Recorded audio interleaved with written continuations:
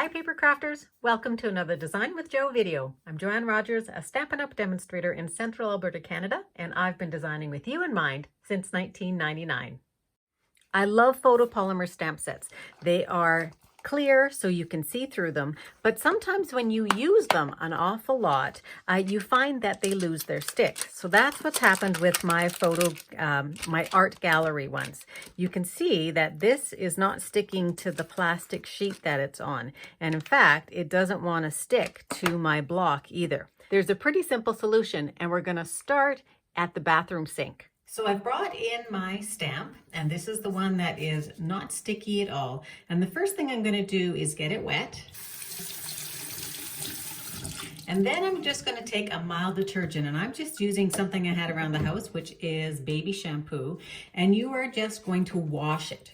So it does get dirty. So if you tend to use glitter at all, or embossing powder, or if you've used your embossing buddy or your anti-static pouch somewhere close to it or around it, it will get onto the plastic, the photopolymer, and it will not stick anymore.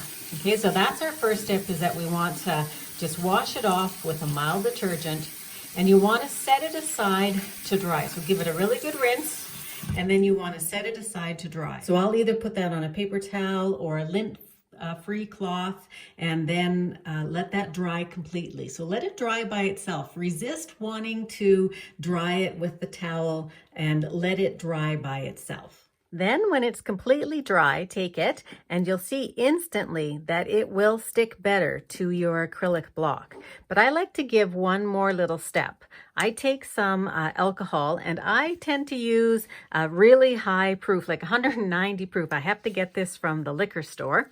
And I take a little bit of that alcohol and I clean it off. So I clean off the entire stamp, especially the back is where we want to get our stick back, but I also clean the front off a little bit just in case there's anything left on the front.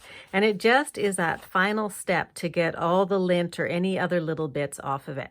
That will evaporate and dry really, really quickly. So then it will stick to my block, and you can see that it has a lot more grip than it had when we first started.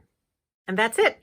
I hope you found that tip useful. Make sure you don't miss another Jo Tips video by clicking on the subscribe button now. And if you've got a paper crafting question you'd like answered, drop me a line at jo@designwithjo.ca. If you're not on my mailing list, get yourself signed up at www.designwithjo.ca. Thanks very much, and have a great paper crafting day.